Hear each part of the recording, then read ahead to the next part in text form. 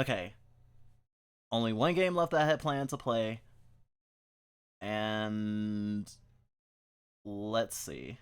It's, there's lots of other games in this game jam. By the way, I'll post it in the Discord later. Yeah, I wasn't sure because it's like 1K words long, about 1 hour of playtime. Is 10K lines really an hour long?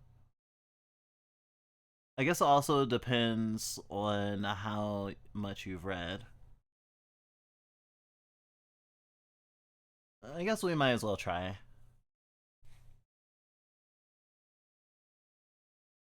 Has no multiple routes or ending. It's meant to be experienced as a linear short story.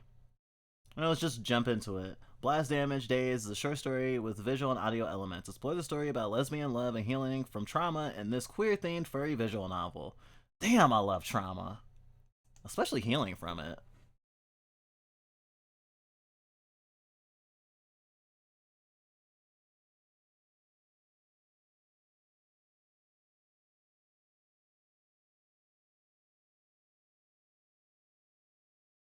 It's super funny that I did the stream on Picardo because like only one of the games was like very clearly something I should stream here, but most of the other ones have been not necessarily all tame necessarily, but certainly not as intense as I thought. Well, actually two of them. Cuz the reprogram game, oh that fucked me up.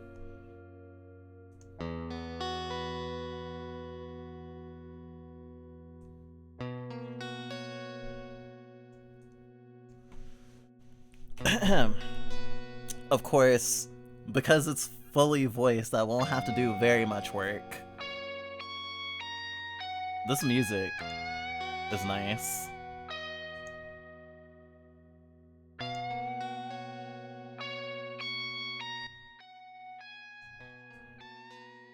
Not gonna lie, I wish at least one of the games I played today had dyslexic font, but it's not killing me or anything.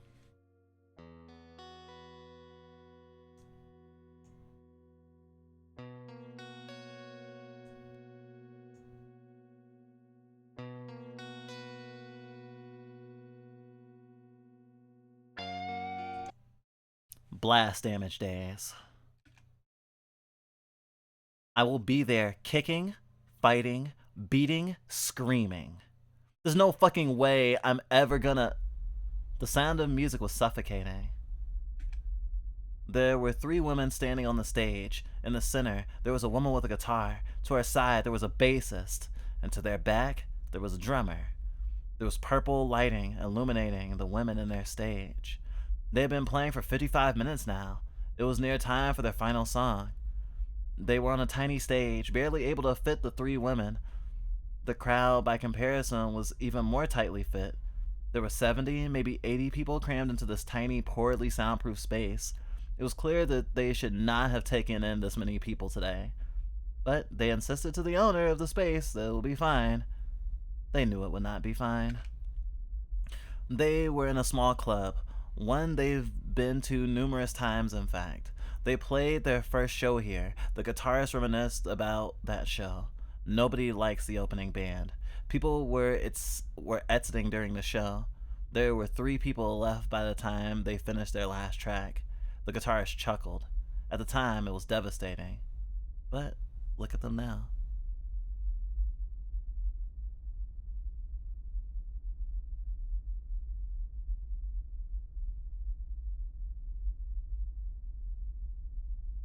She inched in closer to the mic and spoke out of breath. Thanks for coming, everybody. She inhaled and exhaled. She looked at the crowd, dark faces, bright eyes. They were absolutely glowing with excitement. They were waiting for her to say something, anything. And the thing is that it wouldn't even matter if she had played the wrong chord or sang the wrong lyrics. They would eat it up like garbage. No matter how many times she slept with one of them, it wouldn't change anything. She hated that. The lights changed into a red hue and she stared directly in front of her. Grasping the microphone, she spoke. To our last show. Since nobody was cheering anymore, even her bandmates. We're staring at her in confusion. She continues speaking. After the show, the band is done. We're done. She sighed. There's a tidal wave of relief which washed over her. She looked at their faces now, people whispering to one another, some on their phones, tweeting about whatever that just happened. But mostly people looking at her, dumbfounded. The silence felt amazing. A momentary lapse of respite. She spoke into the microphone one last time. So let's kill this shit. Then she backed up, grabbing her guitar and started ringing. The other members played along to it, just as they had rehearsed.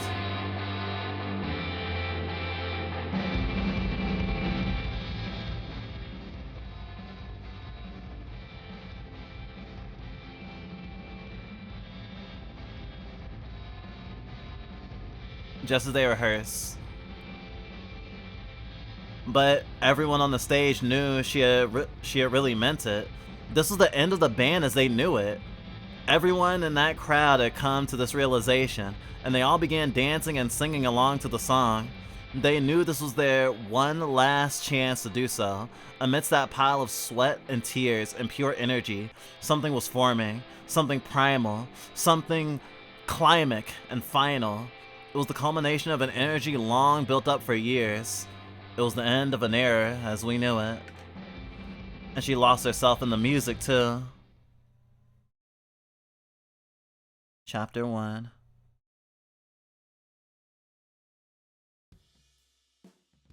I don't think Genesis V8 this game. I feel like she would have told me. But I'll have to send it to her. I'm sure she'll like it. Christine Avera woke up in her bed. It was important to note that she didn't get up for another 30 minutes after that, because she had a headache. It was a hangover, of course. She drank a lot last night, after the show. Alone, she pretty much ditched her bandmates, who wanted to get some answers from her. She could not be bothered to do that, much to their misfortune. Oh, that's kind of fucked up! She grasped her forehead. Some cold water would help her, but she really didn't want to get up. So she did something that will arguably make her headache worse. She checked Twitter on her phone.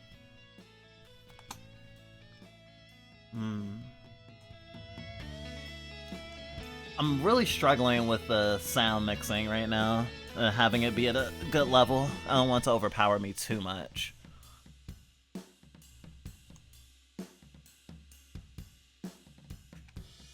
She didn't follow a lot of people, mostly artists who drew art of animals, and her other friends. Her mistake was opening the app and not immediately switching away from the For You tab because she followed members of her band and other fans. The algorithm thought it would be appropriate to show her the latest news about her own band. And the latest news was that they broke up. Her bandmates, whom she wasn't particularly close to, had spoken up. They said it was the first time they had heard about breaking up, and they had not heard from Christine since last night. She felt bad for them. She wondered if she should have told them beforehand. Yes! Yes! That's fucked up. That's so fucked up. What the hell, girl? Sorry, I don't mean to overly judge her. I don't even know her reasons, but obviously this is supposed to be something emotionally charged, I'm sure. She felt bad for them. She wondered if she should have told them beforehand. She knew that they wouldn't have taken it well. She was also really drunk before and even during the show. Her fans were freaking out, as expected. She didn't really care about them. Some people bemoaned the end of the band, saying that it heralded the end of an era for trans girl rock band music, and she chuckled at that one. Last she remembered, Mitty Bunny was still around. There were also other people saying that they never liked Blast Damage Days anyway. Good for them. Well, I mean, if you didn't even like your fans, I guess that's one reason to quit, but maybe she just wasn't getting anything else out of it. I mean, now I'm speculating. Because she is the main character, I'm not supposed to dislike her, I don't think. She almost started typing her username in the search bar. She had promised herself to never do that again. It's digital self-harm, Lila said, so she stopped. She was really thirsty anyway, and this headache wasn't gonna go away itself. She looked at her call history, a lot of calls from her bandmates, a few from Lila. She turned the phone off and got up. She navigated the living space, which she called home. It was a one-room studio where the bedroom and the kitchen were in the same room. There were clothes all over the floor, unwashed dishes on the desks and drawers. This is because the sink in the kitchen was also full of dishes, plastic containers and forks of various kinds. On the other side of the room, there was her work desk, which had her laptop, instruments on it. She had 2 guitars, an Epiphany SG Special 2, and a Squier Jazzmaster, which was hung on the wall. There was a keyboard squeezed between the bed and the desk, an Aurelia Keylab. There was also AKG K240 headphones hung on a stand and 2 speakers in her desk surrounding her laptop. Her desk was also jittered with old notebooks, cables, and bottles of medicine, and more junk. I will say I am now realizing that games like Higurashi that have that that sort of that dimming backdrop over the screen when words come up is very useful, because this is actually very hard to read, especially because of my dyslexia. My dyslexia is really the cherry on top, but I think that generally like a back darkness could help with that. But maybe it's also because it's over her face, and her face is very white. She walked over the clothes on the floor and got to the kitchen. She used one of the used cups and filled it with cold tap water. She drank it. Her head still hurt. She squeezed her nose and got to her desk and scrounged it for Tylenol. When she finally found the medicine, she gulped it down with the water.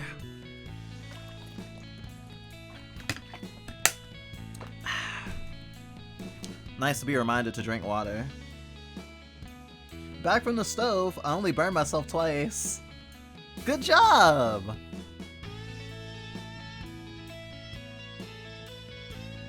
Games like this remind me of how queer spaces are so dominated by young people. Does it? You don't even know the age of this character. And when you say young, what do you mean? When you say young, do you mean teenagers, early 20s? I mean, young means different things to different people. To a 40-year-old, a 30-year-old is young, for example. And I mean, I won't say that you're wrong, though. And I will say that the part of the reason of that is, well, queer people don't always get to live to be very old. And I don't just mean all the people who died during the AIDS epidemic, though that too. We just are more disenfranchised, more thrown out to dry, more abandoned by families, that sort of thing. And that's a fucked up reason. Well, it's the world we live in, for sure. I think a lot of queer spaces also have a lot of drugs and drinking in them, which I would like to have a lot more balance, personally. Like going to Pride last year, or sorry, this year, my head's already in 2025. Going to Pride this year and it being like a bunch of people partying and drinking and very loud music and not very easy to like socialize with people made it very, very sad. She made her way to the restroom, making sure not to step on anything on the way. A more difficult task than you'd imagine. She splashed her face with water and combed her hair. She looked at herself in the mirror. Christina Novello was a bunny with big long ears and white fur. She was wearing a dress shirt and brown pants. Her face was a mess, and her fur hadn't been groomed in a long time. Her eyes had large dark circles beneath them. Her lips were chapped, and her makeup was ruined with water. She washed them with water and got them off. She felt a vibration in her pocket. Her phone was ringing. Christine could already guess who it was before she looked at the screen. She grabbed her phone and saw who it was. It was Lila, of course. She answered the call. Chris, are you alright? Are you dead? No, Lila. I am not dead. Oh, good. I was worried. Why is your band dead? You were at the show? No, I mean, I've been to like 15 of those. I heard from Jane, man. Jane was the basis of Blast Damage Days, and a rather sociable one. Christine never got along with her. Oh, okay. Christine was relieved. Weren't you girls gonna get signed? Oh my god, this reminded me of Girls Band Cry. This is Girls Band Cry right now. Oh my god. I love this. This was true. In fact, Blast Damage Days had been offered a very lucrative deal from a local New Jersey independent record label, one which had published many of the members' favorite artists.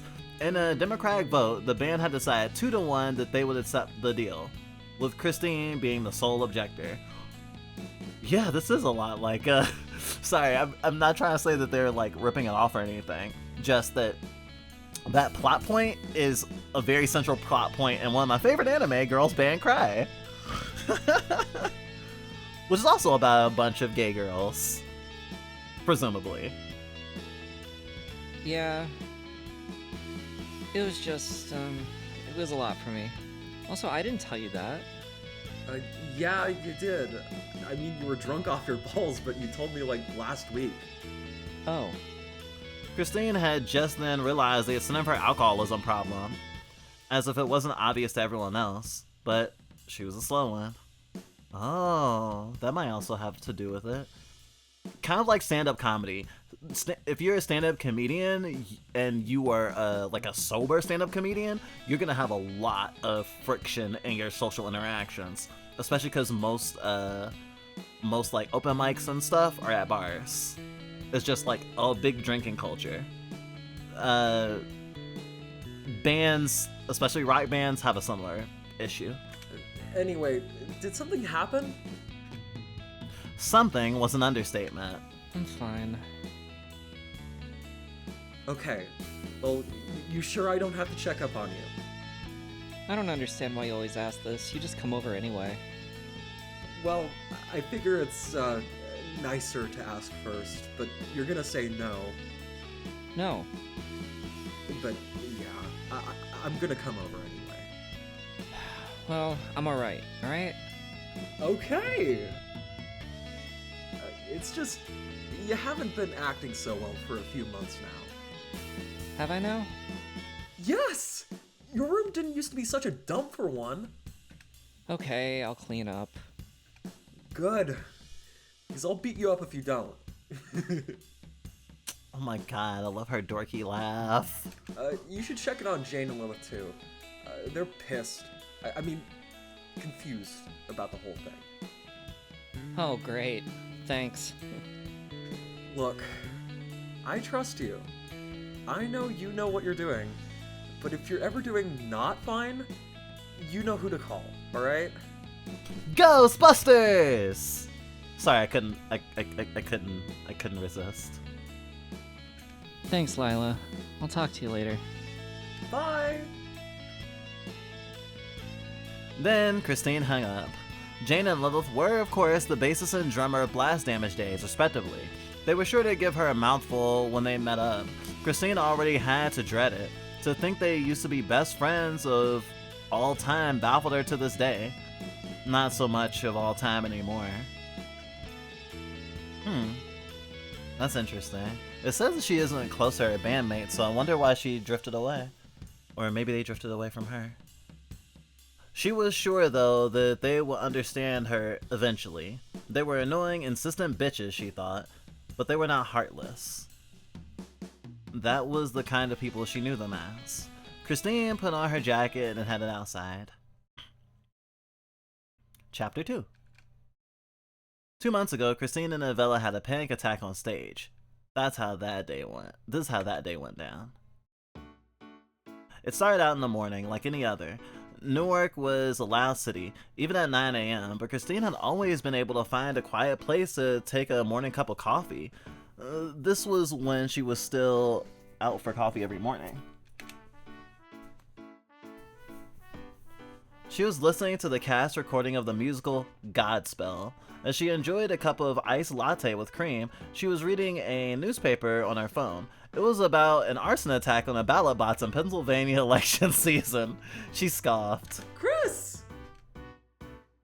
Lila called from behind. She lived in the street, and they lived on the street, and they used to frequently meet up like this in the morning.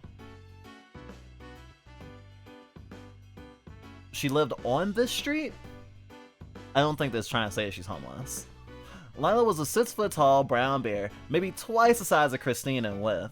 She was quite massive compared to the 5'6" Christine, and she never missed out on a meal every day of her week.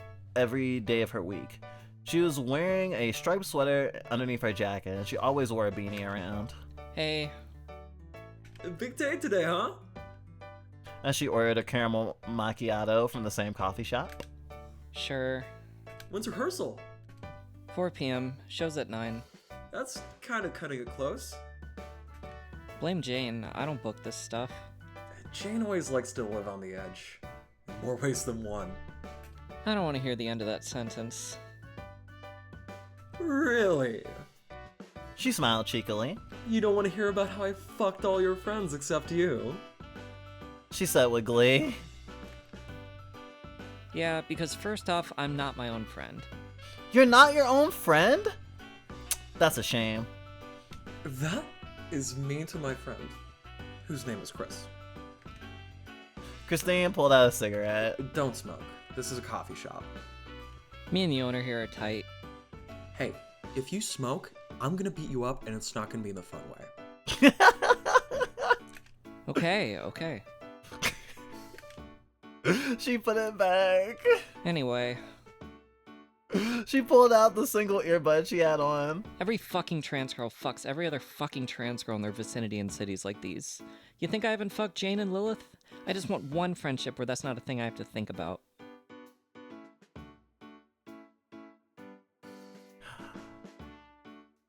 Wow, I'm missing out on this trans girl fuck train apparently.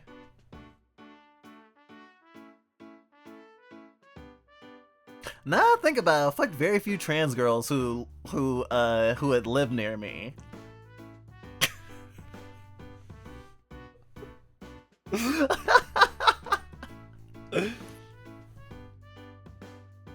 But then again, I don't just fuck trans girls, so there's also that.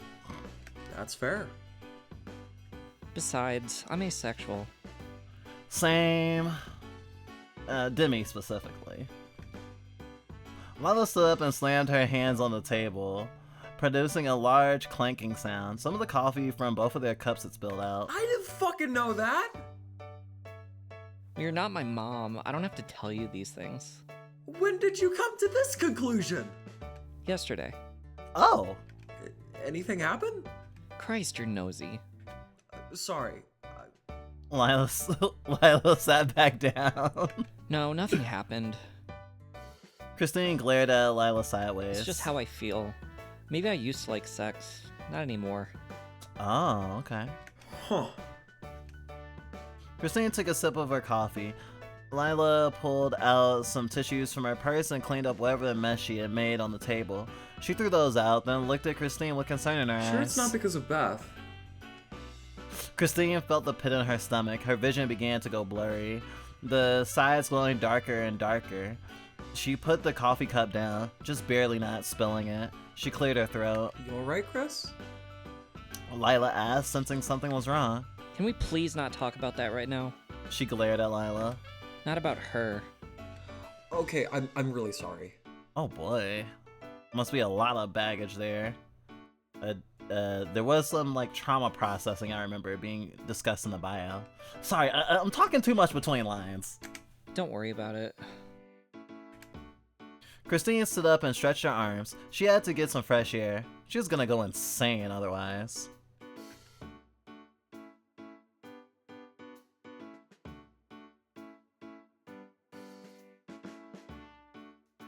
Christine and Lila went around the city for a few hours, browsing the marketplace and the mall on their way before 4. Lila went home and Christine got on the bus. She picked a seat on the back of the bus and someone else came sitting down next to her. She had to put her guitar bag on her knees, which was uncomfortable. She felt nervous and scooted deeper into the seat.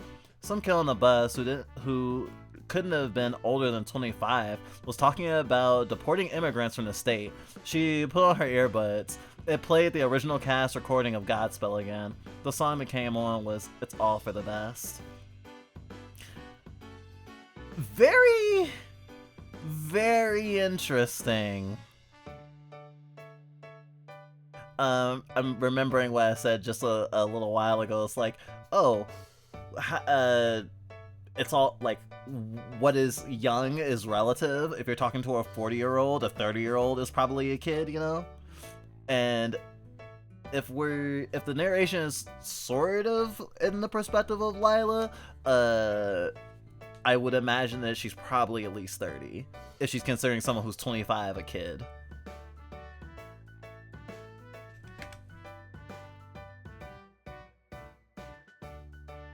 She was 15 minutes late to rehearsal. She blamed the bus. The other two were already there in the studio space, tuning their instruments. It took you long enough. Jane scoffed. Damn! Jane is hot. Jane was a wolf with black fur with a tall, lanky look to her. She was wearing a tank top with jeans, and she had hung her wool coat on the top of her shirt. She had a Dan Electro Longhorn bass strapped to her. She had a variety of stickers on it, like a trans rights one with the blue and pink colors on it. I have a feeling the person who made this is really into music. They keep name dropping specific equipment. Hi, Christine. Lilith greeted Christine. Oh my god, Lilith is so cute. I mean, so is all the girls watching this, obviously. Lilith is one of the most trans names ever. Lilith is like the patron saint of trans girls. Oh my god, I almost said Sans girls, and now I'm thinking of Undertale. Anyway, Lilith was a short beaver, maybe no taller than 5'1", which made drumming difficult for her. She was always fitted out in all-black scene kid clothing, and even during rehearsal, this was no exception. On top of her My Chemical Romance t-shirt, she had a choker, spiked wristbands, and black belts on. The black lipstick and thick mascara formed a contrast with her generally positive, happy demeanor. All three of them were trans girls. All three of them have fucked each other in some pairing or another. All three of them met each other on the internet. All three of them happen to be living in New Jersey, United States of America. The thing about Blast Damage Days, the band, was that it was always doomed to break up. It was a typical case of a band having two leaders who had drastically different ideas for what they wanted with the band, and the other member was too non-committal to mediate between them. The rehearsal went on for 3 hours. The gig tonight was a 60-minute set, which was big for them.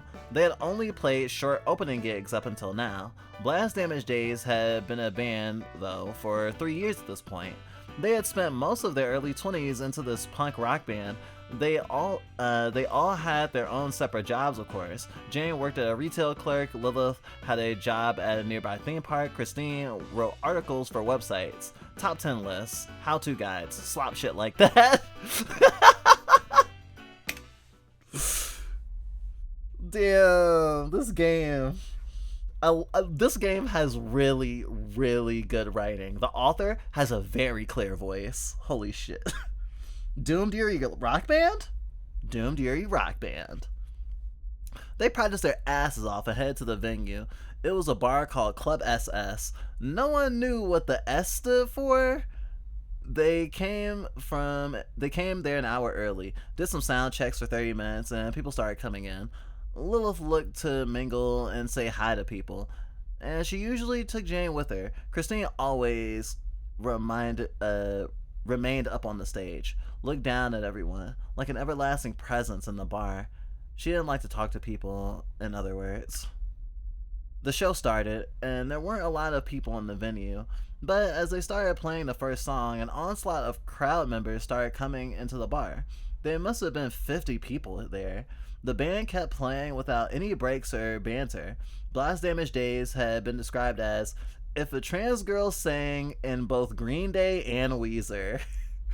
Depending on the type of person you are, you either immediately dismiss them based on that description or check them out instantly. For some reason, when we were younger, we fucking love Green Day. But, like, I don't know, at some point in our 20s, it's just like, eh. They just became eh. Weezer, though. Weezer still has my heart. Christina Vela sang her heart out into that stage, trying to forget the memories associated with those songs. Oh. But forgetting is never as easy as it seems. Every time she sang those songs, flashes of her face would dash by. It was inescapable. She closed her eyes and focused on playing and singing, but it was to no avail. Her voice, her mannerisms, her way of life, those were put into these songs. How could she expect to outrun them when she had put them there in her own when she had put them in her own songs? Beth Medallion was an everlasting presence in her life. After the song was over, she collapsed to her knees. Her vision began to go awry. Her fingers were shaking. She couldn't play anything anymore. She felt like she was gonna throw up. She couldn't really see properly anymore. It was just blots of darkness now. She began hyperventilating. She panicked and panicked and panicked. She didn't want to mess this up. She wanted to be a good leader for the band. She tried to be a good girlfriend. She really did. What more or else could she have done? She spiraled and spiraled. She looked at the crowd. Despite her vision, she could hear everyone cheering. They didn't even know what was going on. Chapter 3. Back to the present.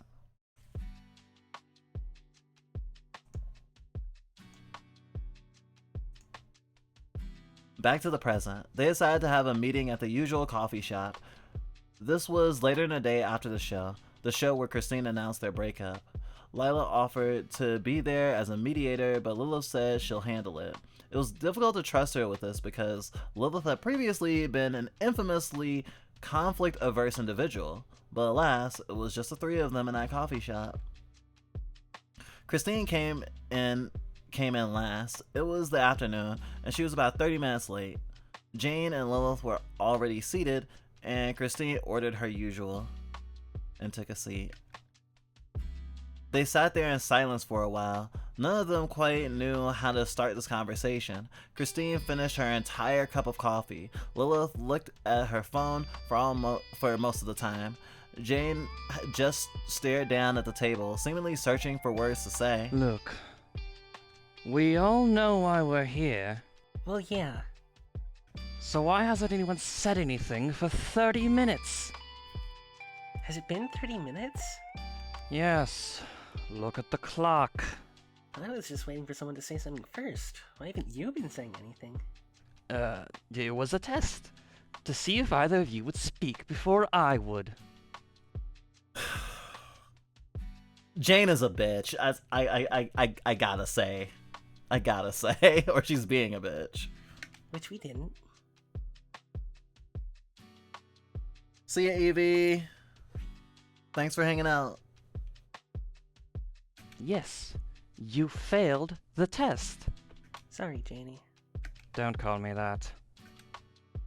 Jane took a sip from her coffee. It was lukewarm. Christine! They both said at the same time. Yeah? You do realize we're here to listen to you speak, yes? Jane asked a rhetorical question. You are supposed to give us something here. I don't know what to give you. I think she means we need something to catch on to. Well, I don't know what you elaborate two it. could catch on to. That's not what either of us mean. Shh, Janie. Yeah, sorry. Of course, everyone's emotions are high. I should be a little bit more forgiving. Christina nervously looked around. A few people in the cafe were staring. She looked at two of her former best friends again. Jane visibly looking angry and was giving her a long glare. Lilith was just looking at her with concern in her eyes. Christina sighed, and she closed her eyes and spoke up. You guys remember our first solo gig?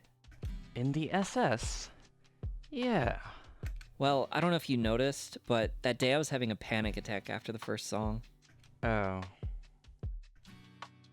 Jane and Lilith went silent. I couldn't breathe, I couldn't play, I couldn't sing. I was terrified.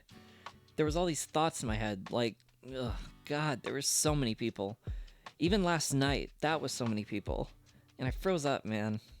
Yeah, I got through the rest of the songs that night, but I can't even remember what happened. It's like that night is a blur in my memory. It's just gone. My memory has been getting worse. Christine took a breath. That's when I first thought I wanted to quit doing this. Then the label deal came, and everything felt so overwhelming. Oh, okay. Christine stared down. Jane and Lilith were in silence for a short while before Jane spoke up. You're telling me I wasted 3 years of hard work down the drain because of a mental health episode? I think that's actually trivializing it. That's a little unfair, don't you think, Janie? It was worth noting that Lilith had never confronted Jane like this before. She seriously felt Jane went out of line. I'm being blunt here. The band wasn't just yours, you know. We put years of our lives into it. We sacrificed a lot to get to that point. I'm sorry, I don't know what to say. Christine couldn't look at them in the eye. I just can't do it anymore. Not like this. Jane sighed. She scratched her head. You don't see any therapists. Can she afford therapy? No, but I should. You've been taking your E, yeah? Yeah, it's getting tough, but I've been managing to afford that. Jane struggled to look at Christine in the eye, but that didn't speak to her dishonesty. There was just the type of wolf. That was just the type of wolf she was. Ugh, this sucks. This fucking sucks. Too loud, Janie. Fuck. I can't believe I'm saying this, but Jane and Christine finally met eyes. Jane's cheeks flushed slightly. I'm here for you, darling. Even if I think the whole thing is shitty, I'm still your friend. We're here, Christine. You can always talk to us.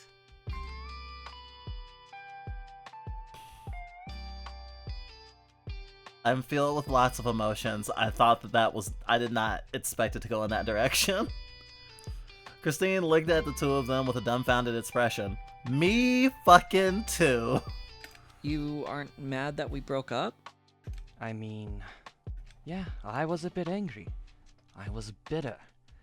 I felt like success was right on our doorsteps. We never saw eye to eye on this, but I want to make it in the scene. In music, no matter what it takes. So, that's why me and Lilith, we're gonna keep doing music together. It might take a while to get to this point again, but we want to try. We want to keep doing this. Oh, by the way, me and Jane are dating. Ugh, Lilith. What? I thought that was part of the whole deal. We were gonna tell her 2 things. Yeah, but What's the other thing? Well, I knew.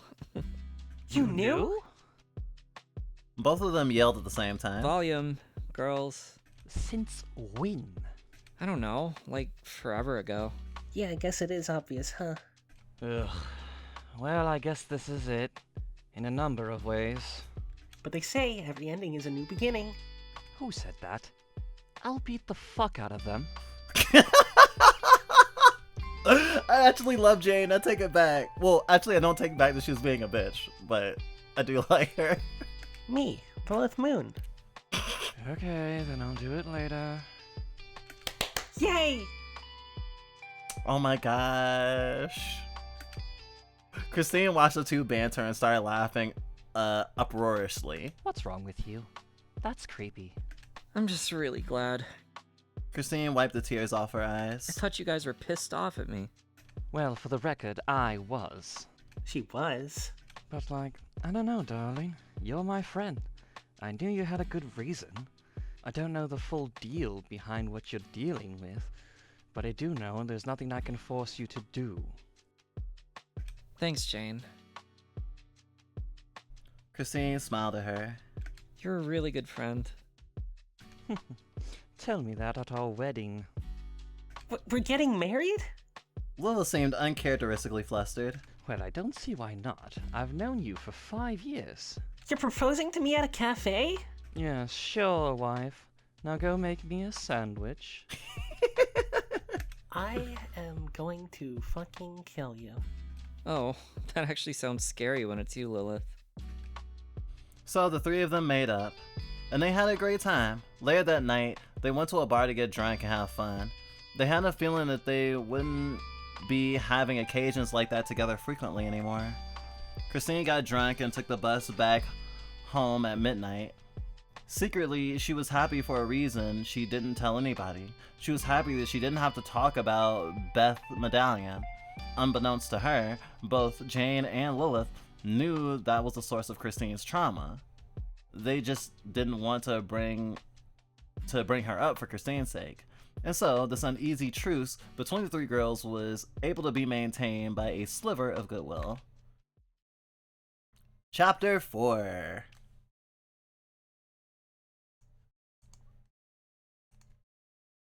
Christine and Vella hated parties. Yet, she was at one right now. She was at a party populated by other trans women, non-binary she-hers, trans mass who had been out for a year at minimum, and a token set of gender non-conforming cis allies. They were blaring some sort of newest, trendy hyperpop artist whose name was lost on Christine. Something like Deers. I don't think she was even a deer. She realized about 45 minutes into having stepped into this house party, there was actually a DJ playing all of the stuff. She even knew the guy too. His name was Fuyaski, and he was a mouse from Osaka, Japan. This was a house party whose membership primarily consisted of musicians, so it was no surprise that there was a dedicated DJ. The party was conducted by a man named Kiss, a well-known gig and event organizer. He was the dog with the gray fur and the suit and ties, who was often in the center of attention. Christine had met Kiss years ago, back when they were a much smaller indie band. Kiss was not a fool. He knew Blast Damage Days had just broken up, and that if Christine, Jane, and Lilith were here at the party, they would become the talk of the party. Christine had owned Kiss much of her tenure in the band, so she decided to go. Oh yeah, Jane and Lilith were there too. They loved parties. Jane was unexpectedly always a big party girl. Christine looked around and found the main attraction of the party. There were Annie and Emma, probably the biggest celebrities there. They were a well-known indie pop duo in the Manhattan area. Ansi used to be known for her solo music and her insane stage antics. They were kind of like black dresses if they never broke up. Christine also knew Sally Cardew from Midi Bunny trying to do a backflip and failing, and Beatrix Angela coming to pick her up, slightly panicking that her bandmate could be dead. The music was too loud for Christine. She enjoyed the distorted wall of noise of electric guitars, not the constant thump of electro bass and kicks. People kept trying to talk to her, whom she tried to direct to Jane and Lilith instead. She was nervous and sweating like crazy. Usually she wasn't this much of a wreck at parties. It might have been because she wasn't drinking enough. She thought this was the thoughts of an alcoholic, obviously. So she took some shots of vodka. What the fuck? As an addict, I feel you, girl. Usually she wasn't this much of a wreck at parties. It might have been because she wasn't drinking enough, she thought. This was the thoughts of an alcoholic, obviously. So she took some shots of vodka, and she still felt nervous as hell. She decided to tell Kiss that she needed to take some time away from the commotion. He advised her there was a smoking spot in the backyard. Whew, it was loud in there.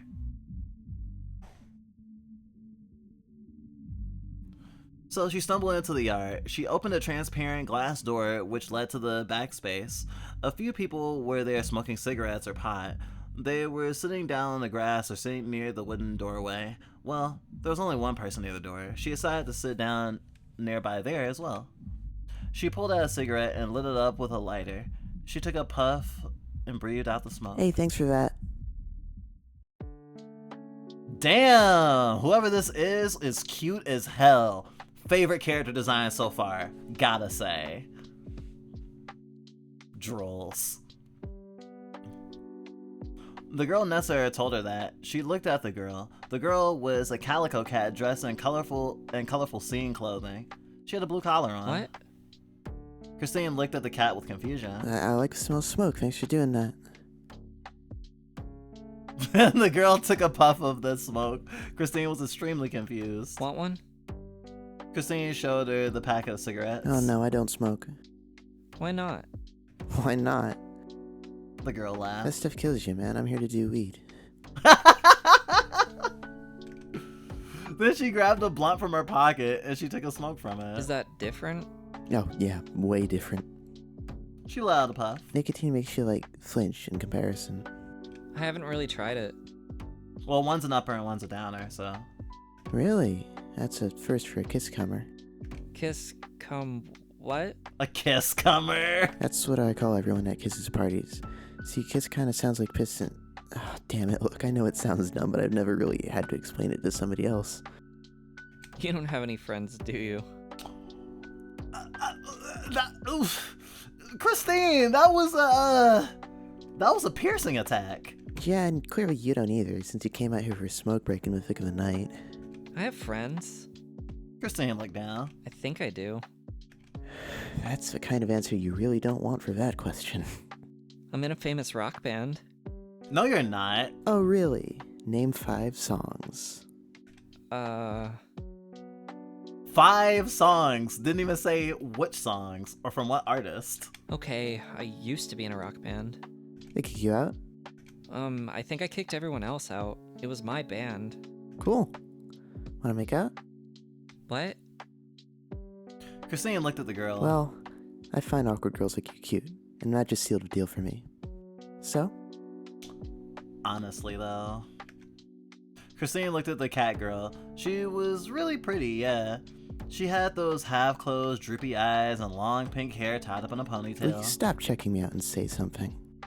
Oh, yeah. Christine woke up from her daze. Yeah, sure. Nice. The cat stood up, walked closer to her, and sat down next to her. Plus, She said, while leaning in closer. I want to taste the cigarette on your tongue. They made out. It was for like 10 seconds. Their lips linked, their tongues met, and there was a lot of saliva. Then their lips parted ways, and they looked at each other for a second or two before Christine backed away. Oh, I thought I'd taste something. The cat licked her lips. That wasn't really how I expected it. Me neither. Don't tell me it was your first kiss. No, but I haven't kissed anybody in, like, God, a year. Gosh, this music going right now is such a vibe. Shit makes me want to smoke. Well, congrats, City Slicker. Slicker? I call everyone that. I'm from the rural trenches of North Carolina. And how long have you been living here?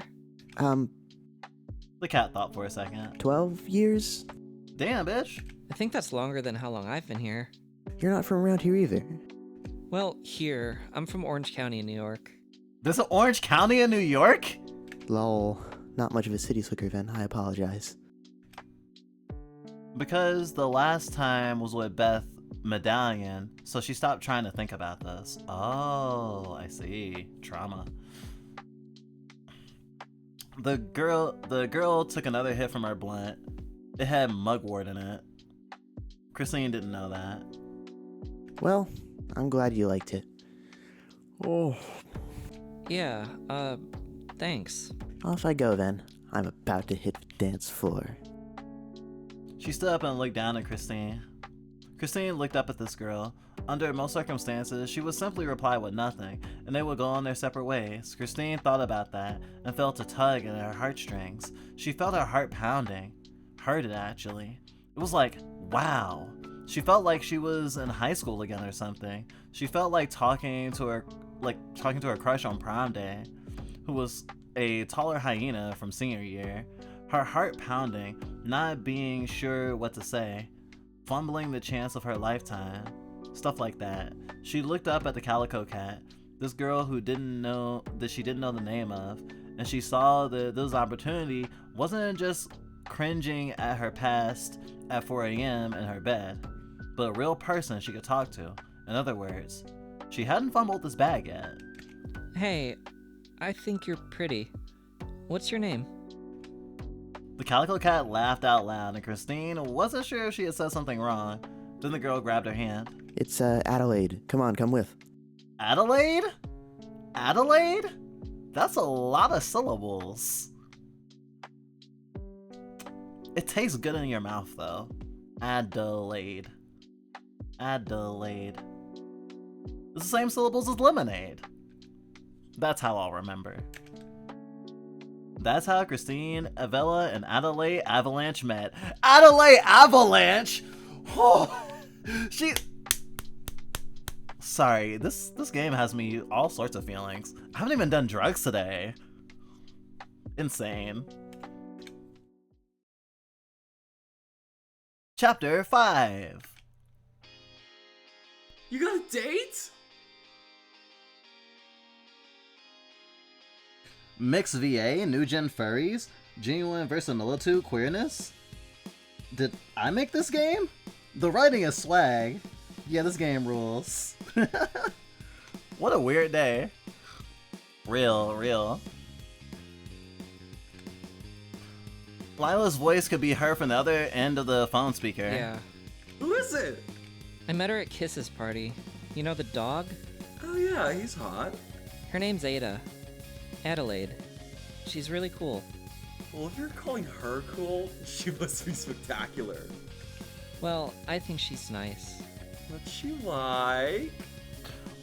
She's a Latina cat who smokes weed. She's cool and pretty. I don't know a lot besides that. Huh. I guess you always liked the stoner ones. Have I? Well, introduce me to her sometime. I will. I gotta hang up. See you, Chris. Christine hung up the phone and put it back in her pocket. She was supposed to meet Adelaide about 20 minutes from now. For once in her life, she decided to come early to a meeting. Jesus, is she 16 years old again or something? She thought to herself. That was way too early, even for being safe. Christine looked around the city square. They had decided to meet at 7 p.m. after Adelaide's shift. She worked at the nearby vape store on the city streets. She immediately insisted that she did not vape. Adelaide also preferred the nighttime. Christine personally liked to stay at home unless there was a band rehearsal or any other arrangements with friends. She wasn't even sure why she even go on a date with someone else she met last weekend. The streets were filled with brimming passerby. People were clocking out and hurrying home, or going to bars and pubs to get drunk and such. That seemed like an attractive idea for Christine, but surprisingly, she stayed sober the whole day. She wondered why she did that.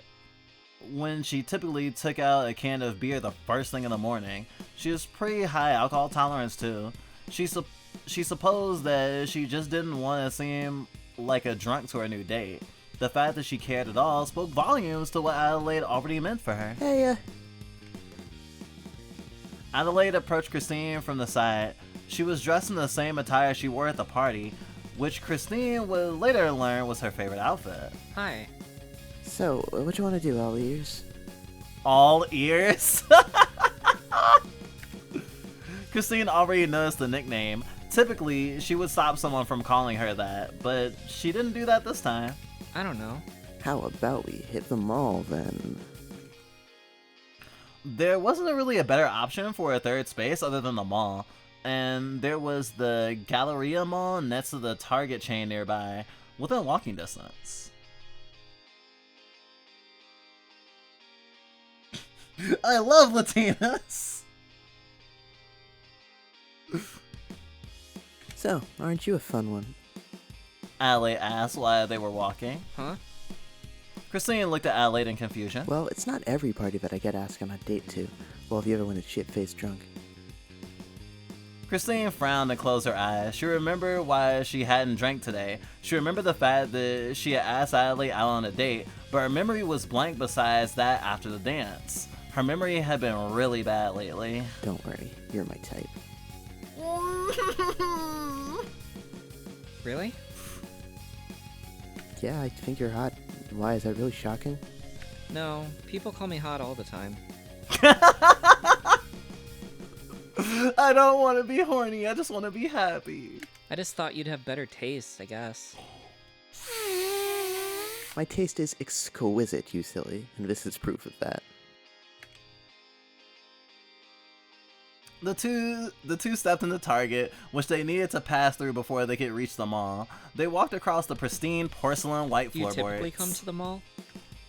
Christine actually asked a question. This was quite a big deal for her. She normally did not take interest in people. Adelaide thought for a moment. Coming to the mall by yourself is kind of boring and sad. So, not often? Not much. That's surprising too. I'm just full of surprises, aren't I? I just thought you'd have a lot more friends than that.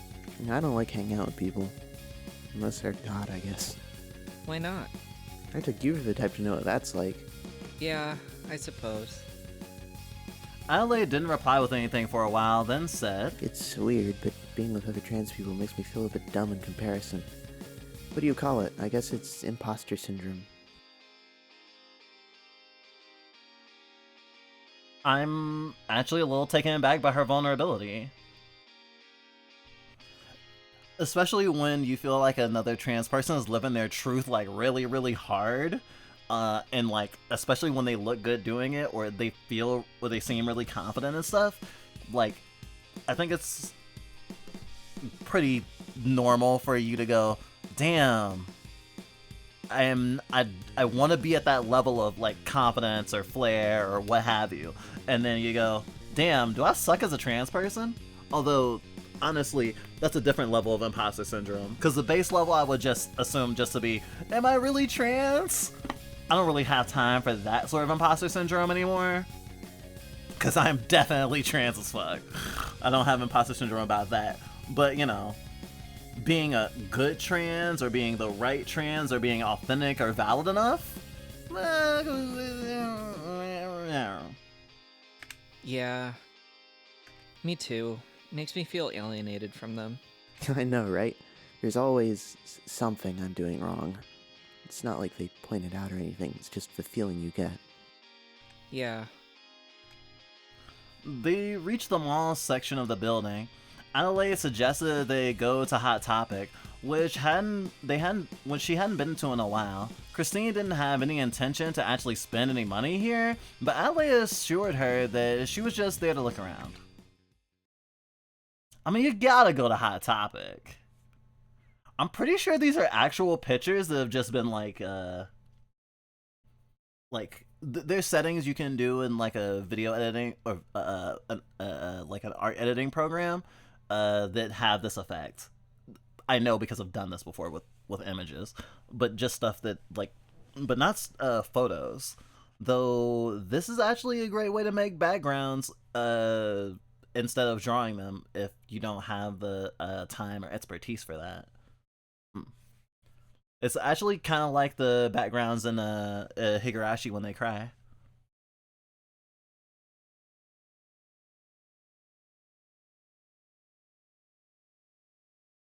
I remember questioning if I were trans, still unsure if I found answers.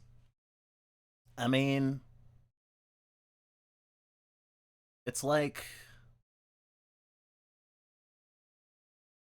I don't know, it's not all at once. I mean, even for us, I would say that in terms of our trans identity, there were times where we definitely like put ourselves back in the closet, because sometimes you're also just not in a safe place to be like questioning and be out and stuff like that. And I know a lot of people are gonna be knowing that pain in the coming years, especially in America. And there's a lot of variables there. Whatever your journey is, I hope that it treats you well.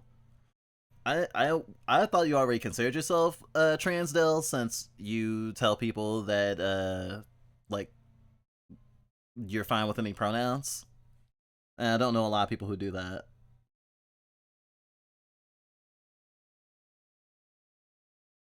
This is Paintery Wirtz Pastiche. Yeah, it gives a good reference for color theory and silhouettes.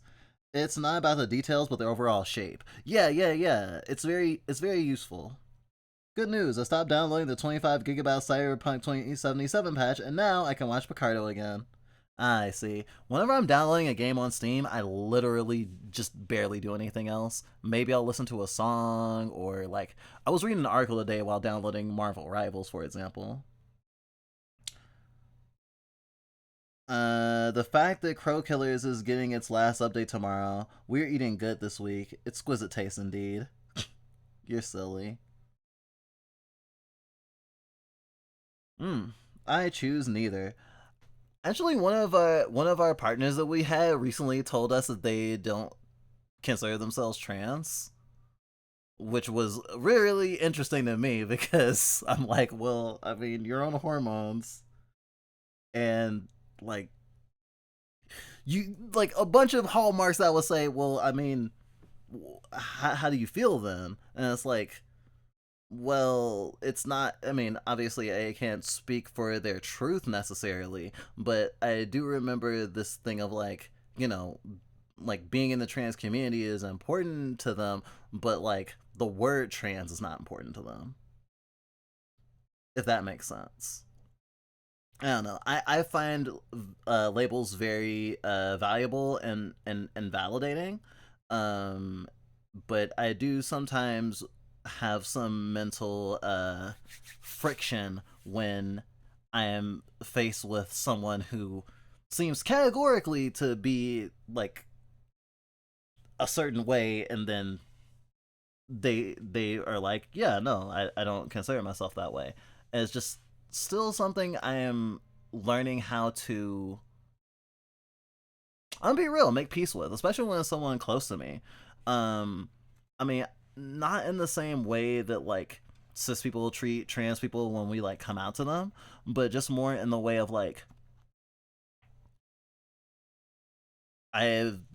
I was thinking of someone in a certain way, and even if it doesn't really change that much of how I interact with them, like I want to keep it in my head because I also don't want to like disrespect their truth necessarily. But it's complicated. Identity is complicated. Labels can be complicated, and I know a lot of people who don't fucking like labels, and you know, I respect that. Before I felt like a man, then I felt like a woman. Now I feel like shit.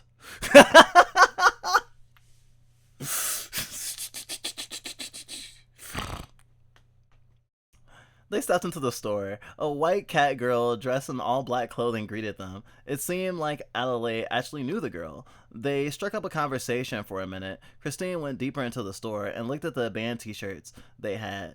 She used to buy so many of these. Green Day, Blink 182, My Chemical Romance, you name it. In hindsight, the sheer consumerism of the practice made her gag in response. She went to the opposite aisle, which had a variety of t-shirts with cringy tets written on them. They were half the price of the band t-shirts, which was amusing at Christine. Among them, there was a shirt that caught her attention. There was a sketchy painting of a rose on it in a red color. She thought it looked cool. Oh, this one. Adelaide snuck up from behind and commented as such. Christine flinched, but then went back to looking at the shirt. You know, I know the guy who designed this shirt. Really? Yeah, he's a huge racist, sadly. Oh. Milkshake deck ass moment. Christine looked at the shirt, then looked back at Adelaide. How do you know the guy? I studied graphic design at Princeton. You meet all sorts of people. Princeton? The Princeton. The Princeton that Carlton Banks wanted to go to. Ivy League shit. I mean, anyone can go to Ivy League, even seeing kids, obviously. But it's just, my brain just 404 for a second. Christine's eyes went wide. She had no idea Adelaide went to university, let alone Princeton. Is Princeton in New Jersey? I feel like Princeton was in New York. I guess it's not that far. Christine herself was a college dropout. She went to Berkeley College for 2 years, majoring in music composition. It didn't work out. Many such cases. Huh. You do design? Been studying the art since I was a wee lad. Bet you thought I was just some dumb stoner, huh? No, I've just never talked to anyone from Princeton before. It's not that big a deal, but society makes it seem like a big deal. Come on, it's not a big deal. Adelaide nudged Christine with her elbow. You yourself are quite the accomplished musician. I looked you up. Christine groaned. Sorry. I couldn't help it. I liked your tunes better than most of Kiss's cohorts. Thanks. How do you know that guy? I do some freelance design work. Good guys like that always need a poster or two made. He's the type to invite everyone on his Instagram DM list to fill up a party. Hey, I wasn't gonna turn down a few free drinks. Though you just ended up smoking pot instead. And I scored a hot band girl, so it worked out. Oh my god. That 404'd her brain. This is my favorite face for her to make. I want her to make this face just a little bit more. Christine was actually caught off guard by that and blushed. Adelaide smirked and walked away. After an hour or two at the mall, they grabbed a meal at Wendy's. Then they exited the mall, and the sun was setting down. What do you want want to to do now? We could go get a drink at the bar. Christine thought for a moment at that proposal. Then after a few seconds of silence, she said, You know what? I think I'll pass. Suit yourself. They walked out into the streets Well, again. I don't mind heading to your place or mine. My place. Christine pondered again. She remembered the state of her house. It took less time for her to respond this time. Let's go to yours. Sure. They had to walk for about 30 minutes to get to Adelaide's place. The place was a bit further away from the city square, but it was actually closer to the subway station. It was a studio similar to Christine's, but on the second floor. Roommate's out tonight. The doorway led to the main hallway, which also contained the kitchen. There were doors to two rooms, one which was labeled A and the other was labeled J. Adelaide led Christine to the room labeled A, surprising no one. The room was on the bigger side than Christine was used to. There were paintings and other artwork hung on the wall. There were signs of various art projects in different shades of progress, but things were tidy and kept clean. There was a desk and a laptop and a drawing tablet on the left side of the door. On the right side, there was a bookshelf and a various assortment of textbooks, mostly relating to art and design. On the other side of the room, there was the bed. Adelaide sat down on the bed. Welcome to my abode. Christine sat down on the floor. You can sit on the bed, you know. Can I? I feel bad for you, so just please do that.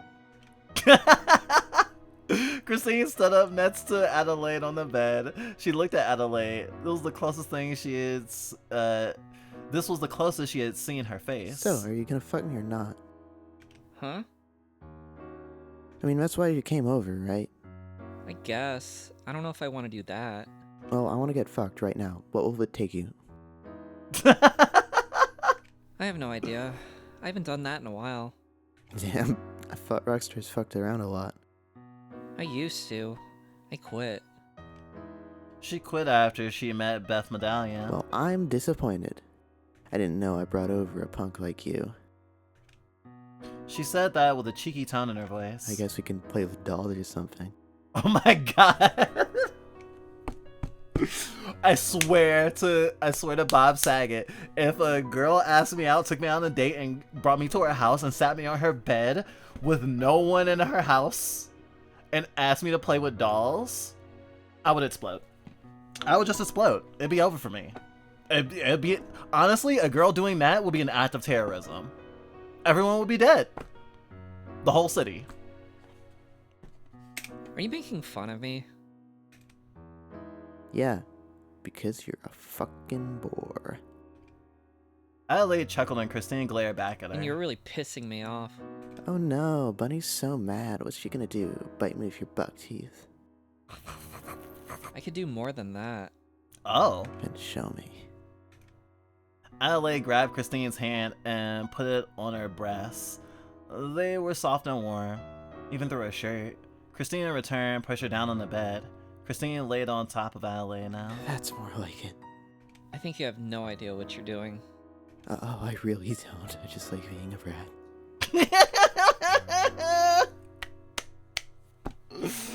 Oh gosh. I had a knot of tension in my stomach. I wasn't sure if they were about to have a really bad time. I might hurt you. Good. Ally raised her head and whispered into Christine's ears. Fuck me so hard until I can't run my little mouth off anymore. They kissed. Chapter 6! This has more chapters than I thought. Heck. Christine and Vela dreamed a nightmare of memories. Her and Beth Medallion on a Discord call together. Beth would often tell her that she was the only one who really understood her, and Beth Medallion creating a zine out of the Discord messages they would send to each other. They would each send paragraphs of messages, one message at a time, talking about the states they lived in. Beth lived in California, and the music and the books and webcomics they were hearing and reading. Her and Beth Medallion in concert together, finally united at last. They hugged and they moshed while their favorite artist sang his heart out. People can tell me time can fix the wound, but that's crap, because she's not coming back and life's not fair. Her and Beth Medallion in her bed. She was biting Beth's neck as if she was a carnivore. Beth would tell her sometimes that she must have been a wolf in her past life. Her and Beth Medallion smoked tobacco in her small studio, the smoke filling up the entire apartment. Not being able to escape it, she started smoking because of Beth. Her and Beth Medallion in an argument. Christine couldn't even remember what it was about, so their words were just jumbled gibberish in the dream. She did remember Beth telling her, "You were the most unreasonable person I've ever met." Have you ever met a person who is so out of touch with reality? They hate themselves so much. Their self-hatred is an overwhelming force of negativity which consumes the lives of everyone around them, and they fundamentally cannot understand or empathize with the concerns of others. Beth Medallion was like that, and more. She was incapable of caring for others because she could not care for herself.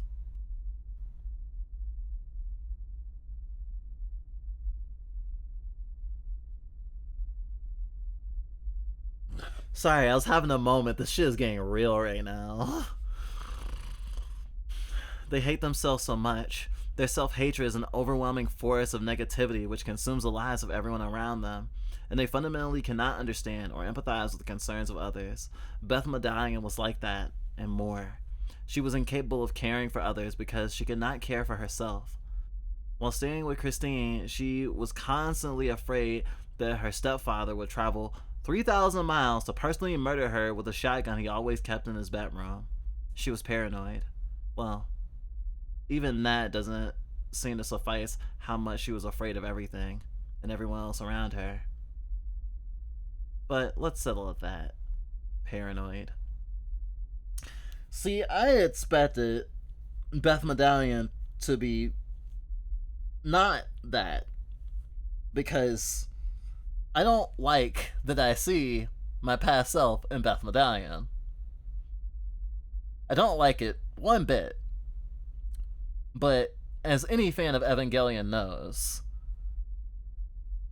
it is very easy to be very not good to the people around you if you're also not good to yourself. Like, this is all very real shit. And I do to this day pay special close extra attention to people around me who seem to radiate the negativity that this is talking about. And this isn't just like depression or whatever. Like, you can have depression and struggle and not be okay.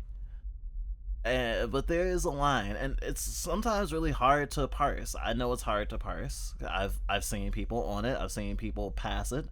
I've gone back and forth on it. I probably fucking did jump rope on it.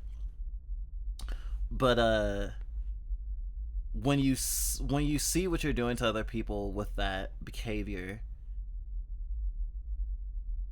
it doesn't always make you self-aware in the positive way. Sometimes it just makes you dig yourself deeper into that hole because you think that you're bad and you can't get good and you'll just hurt everyone. And yeah, I'm not gonna spiral right now. It's a lot. I don't have to tell you the full story behind the relationship of Christine Avella and Beth Medallion. You know how that story went down, and I'm not interested in retelling it for you. You see, abuses are that way because they are uncreative. All of them tend to use the same tactics and the same series of actions to manipulate you. This is not an interesting story. This is not a fulfilling end to that. There are so many ways that one can love one another, more than ways that they can abuse one another. I can tell you one thing though.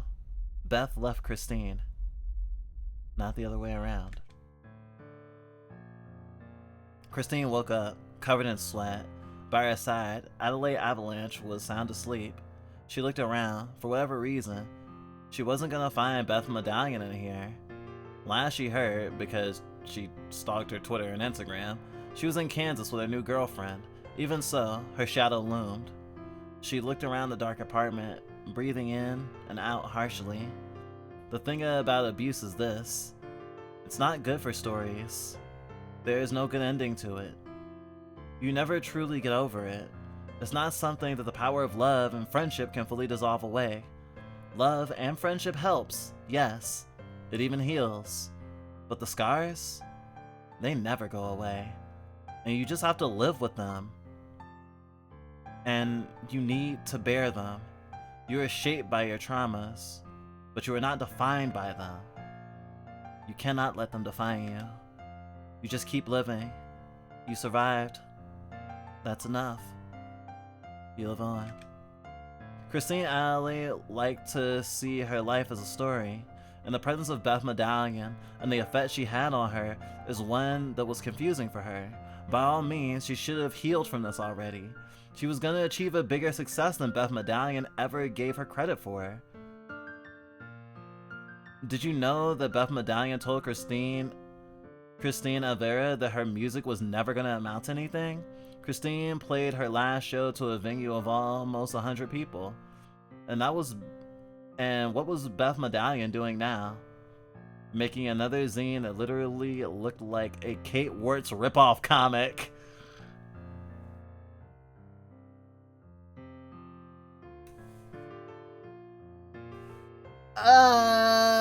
Wow.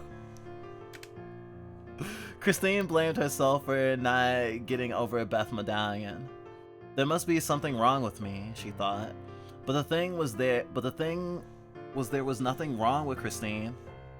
And she did nothing wrong. And that's just what abuse does to you. And that is how comprehensive its effects can be. They can convince a sane woman that she is insane. Feeling sleepy? Well, yeah. Gaslighting.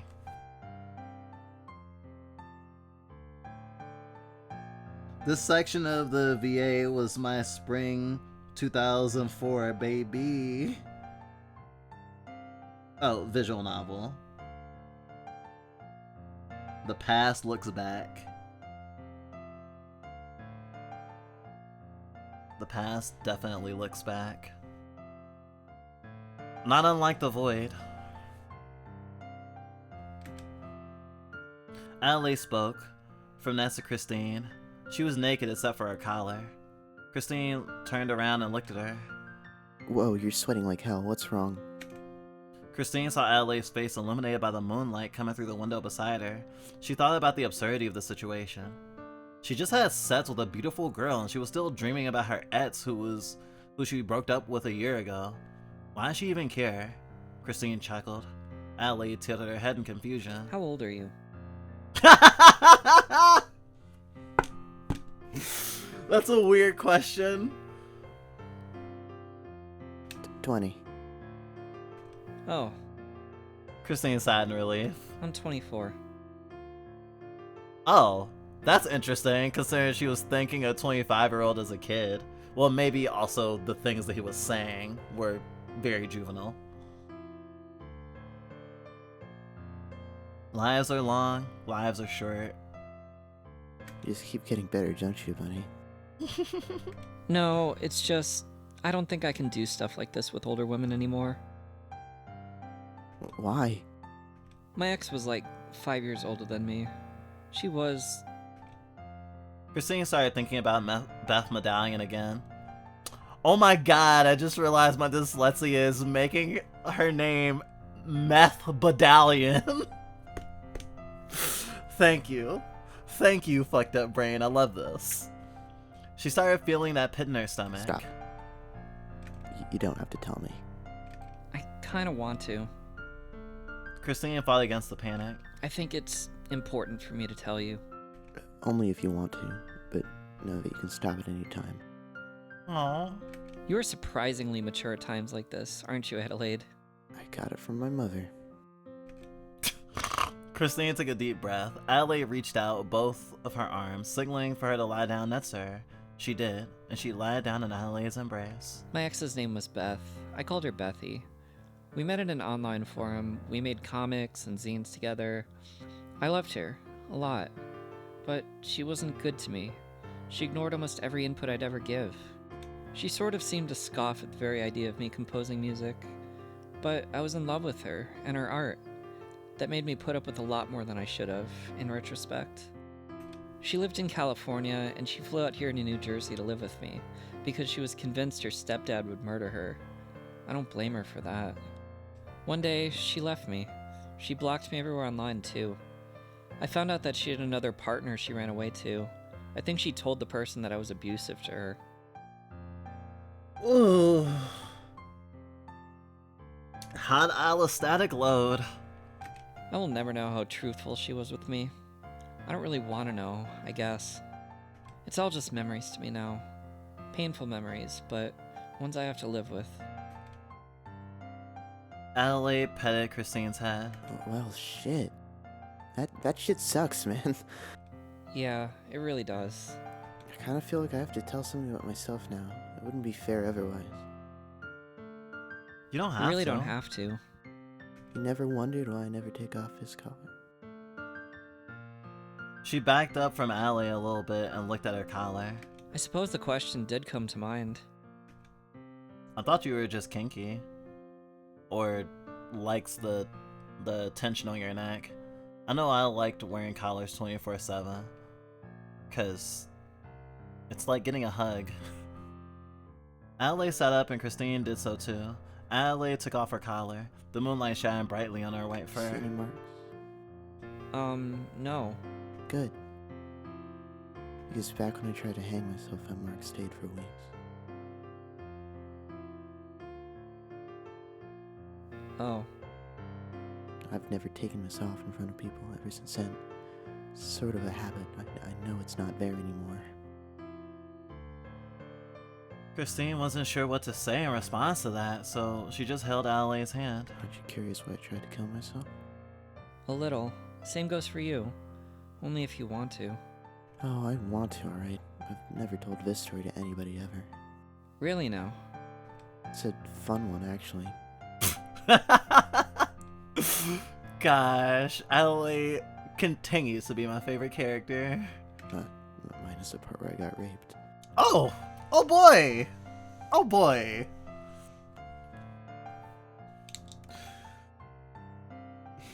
Adelaide has the sense of humor of someone I know. So good. I mean, in a fucked up way. She deals with it how she deals with it. And vulnerability takes a lot. Sometimes you need a little bit of curtness, dark humor, and whatnot to get through it, and that's fine. Shit, I do it. Christine stared at her. Adelaide looked out into the window, staring at the moon. I used to see this guy, 50s, married, wanted to have a fling with some tranny. I guess it was nothing more than that. First few times went well, I mean the thrill of it, you know. I was 18 and I was dumb, but man, was it exciting. Yeah? One day I came over, He grabbed me and shoved me around, stripped me naked. I guess I was like, ooh, daring today, aren't we? That didn't last long. Put it in without lube. I said stop fat. And I did the safe word. It was 3 taps.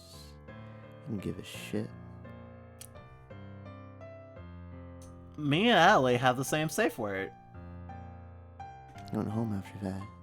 I should have gone to the hospital. I'm sorry. Save me your pity. I didn't tell you because I wanted pity. I told you because you understand, I think. Understand what? You understand the scar that I have.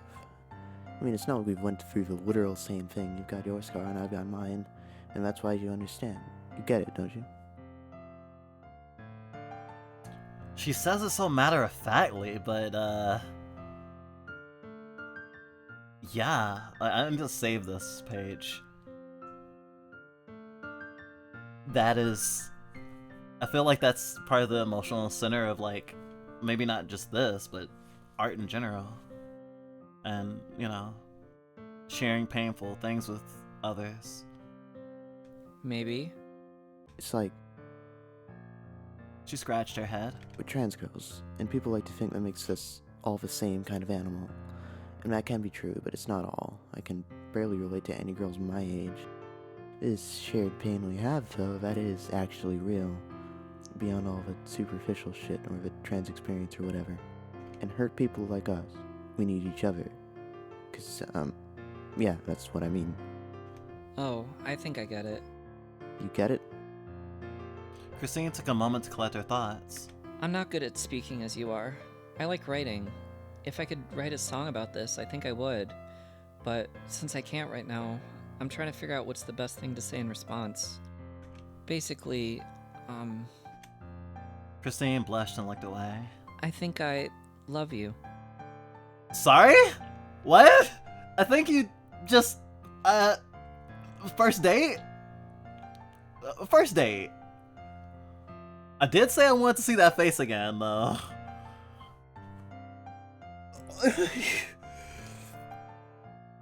Oh, wow.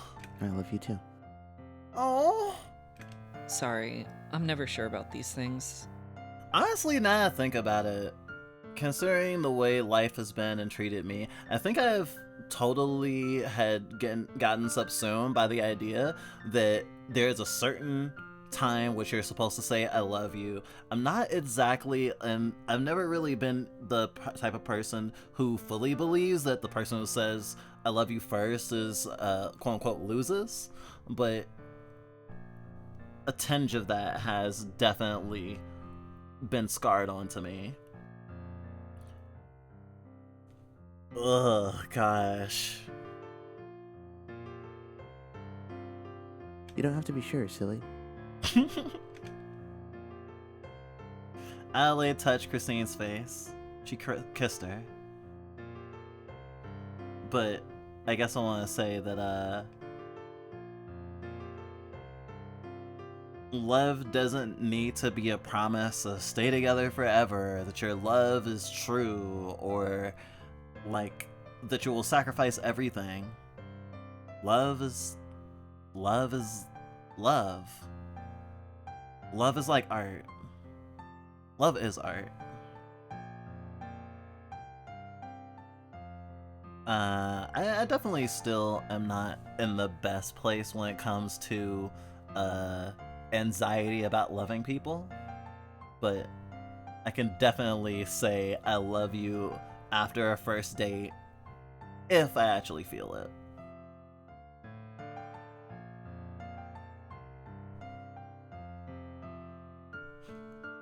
Thank you for being a dweeb. I am also a dweeb. This is a dweeb positive space. You just have to know it.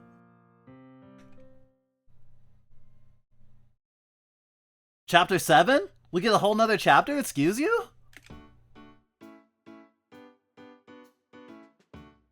Oh, they went bowling together! Christine, Adelaide, Lila, Jane, and Lilith went all together at a bowling alley. It was Lila's idea to go bowling. She loved that for some reason. Everybody else hated it, but there are 5 trans women. Where are 5 trans women going to go? They were adults. Jesus. Christine was 24, and they couldn't go to the mall every time they wanted to hang out. So, bowling it was then. Adelaide had the ball, and she was playing with Jane and Lilith. Christine and and Lila were in the back having a drink. I'll show you faggots how we do in the South. Adelaide threw the ball. The ball slipped into the side. It only hit the rightmost pins. Ahem. What was that about how you do it in the South? In the back, Lila Rumford drank orange juice from a glass with a straw on it. Your new girlfriend's a riot. I think she's getting along better with them than she has been with me. Nah. I can tell when you feel comfortable with someone. You guys must be real close already. Really? How long have I known you for? 10 or ish years, I guess? Yeah. You don't know anyone else who's known you longer. I know your dead name, Christina Vella. Oh, because that one is so embarrassing. I guess not. The two of them heard someone cheer. It was Adelaide, who had hit a strike. Finally, Jane gritted her teeth, while Lilith stood there absent-minded. Oh, I really hate this chick. I think she's great. She's so above it all. What does Christine see in this cat? Jane! Jane! Jane. Jane. Where's my button? Jane, shut the fuck up. You are the exact same way. Kettle fucking black. They complement each other. Christine needs someone to string her along. Oh, I won't argue with you on that. Plus, if she pisses you off, that's a great sign for Christine, right? Touché. What are you two whispering about? Allie butted in. Did you see my 6th strike, dude? Yeah, we saw that. Bitch. Jane said with venom. Oh, looks like the pup here wants to show me up. Lila yelled from the back, sensing their I think you tension. two should kiss! What? Oh, be quiet. Are you two going to play? I mean, they are both brats, it seems. Probably not. I'm kind of bored. Yeah, let's get out of here. I'll let you win this time, cat. Thank you very much.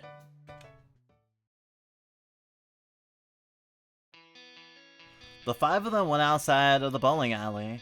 They walked across the street, not really knowing where to go next. If we had our instruments, we could just go to a studio. Christine said. You feeling musical again, Chris?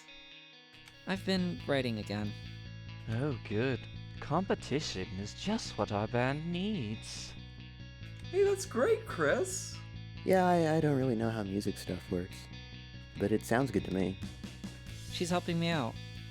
She's gonna draw some posters for me. Ada's a really good artist. I would go as far to say I'm something of a genius myself. Oh. I thought she was gonna downplay it. I like the confidence. You're getting the full Christina Vella experience. You're one lucky cat. I've been trying to get her to smoke weed. And how's that going? Not so well. I didn't realize that a smoker would be so averse to that stuff. Can I tell the story, Chris? Yeah, whatever. I mean, she was throwing up everywhere. It was really funny, actually, but in the moment I was also freaking out.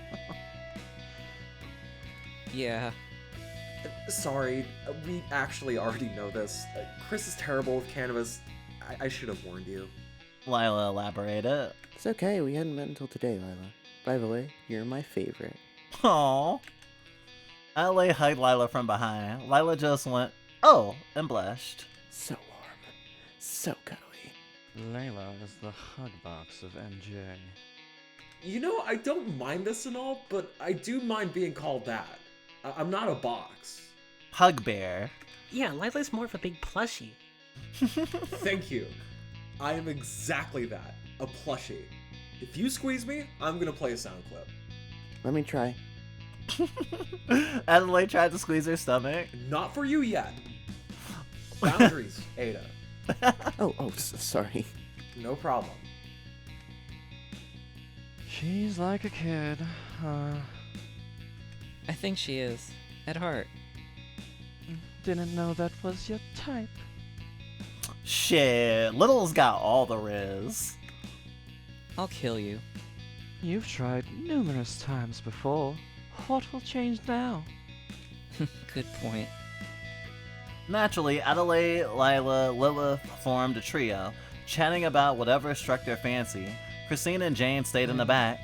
Really glad you're doing better, Christine. Thanks, Jane. I need a good rival to shake things up.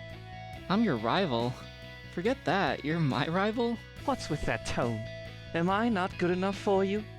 You need 100 more years before you reach my level, Jane Cadaver. Ooh. Oh, you fucker. I'll catch up to you, don't worry. Jane went on ahead and caught up with the three at the front.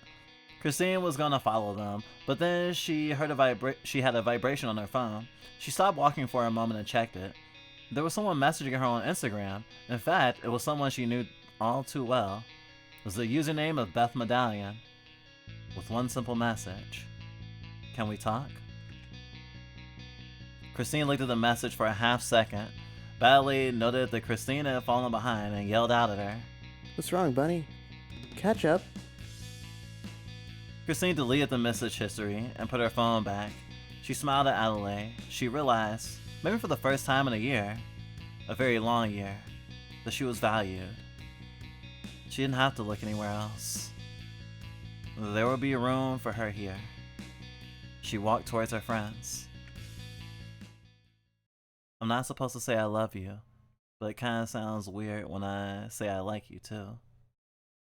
Huh, Patricia Taxon quote? Fucking sick. Featuring the voice talents of Inky Firefly is Christine Alvera. Biddy Fox as Adelaide Avalanche. Eleanor Crawford as Lila Rumford. Dus Lossman as Jane Cadaver. Sock Spots as Lilith Moon. Back and all things are done. A drum, the sign, the stars have a line. Well, every piece of you, your pattern still remains. So God, don't throw us back in now.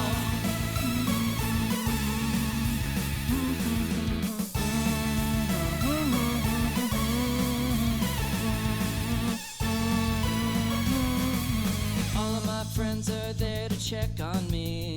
Check on me. Without them, I'd feel so incomplete. Incomplete. I'll put up with all the little games you play on me. On me. So don't you ever say it's been the same.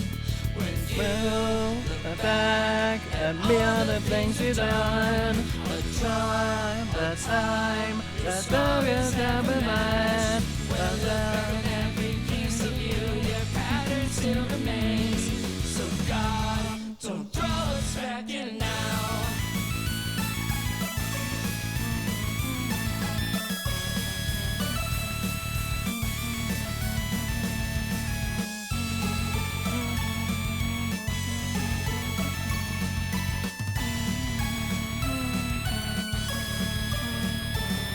When you look back at all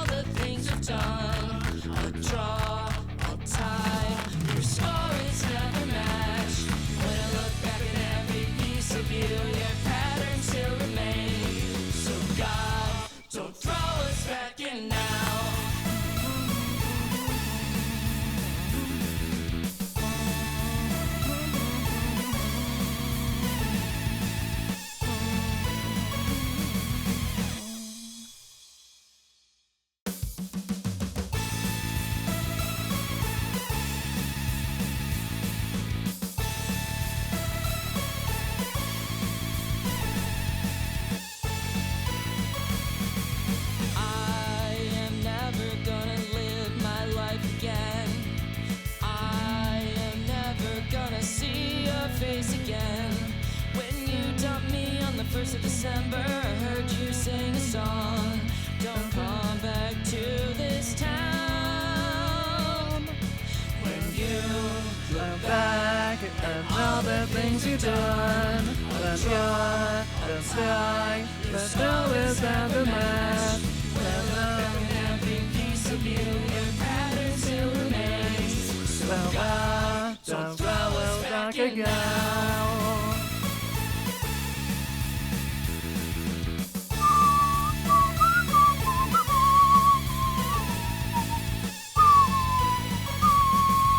All of my friends are there to check on me. Without them, I'd feel so incomplete. Oh wait, is the song just playing? Oh yeah, I thought it was just playing over again. I think it just loops. So it goes, man. Gosh, I don't know how long that would have looped if I had let myself get completely subsumed. Sometimes being completely subsumed is nice.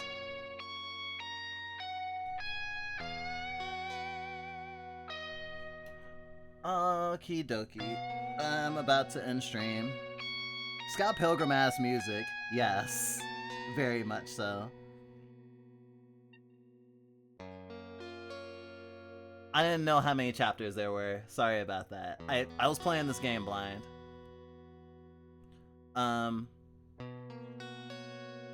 There's a lot I want to say about it. But I think I'm gonna do some writing about it or something. So I'll save us all the trouble. Oh, it's like a... The title screen music is the same song as the ending music. Alright. That was pretty cool. I'm glad I played Blast Damage Days last. I hate to play favorites, but it was definitely the most impactful game I played today. Wow. Thank you all for your time and space. Please take care of yourself. And check up on a friend. We'll see you around the bend.